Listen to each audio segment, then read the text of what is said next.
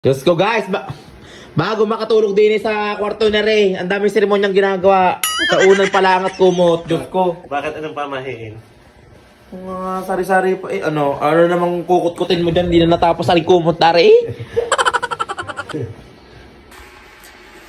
Guys, hindi lang ako makakatulog sa lamig. Talagang binabaan pa niya ang aircon. Ilan na? 16? Ginawa yatang 12 na ata ngayon. Ako'y patay na sa lamig. Okay, walang 12, 16 na.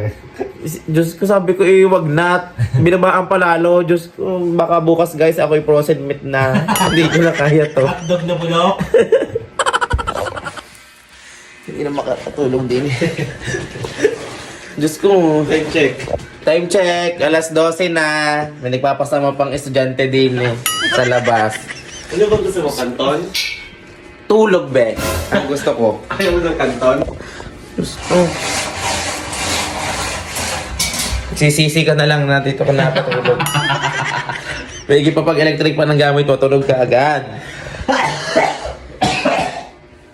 TV check! Channel 2. Magluluto daw di umano ng kanton magpapasama lang naman sa CR. Diyos ko, yung manando wag. Success na guys. Tapos na siya.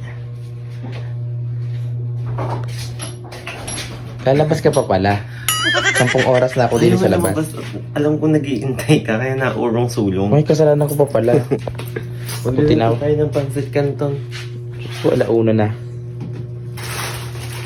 Mag-addict na tayong dalawa.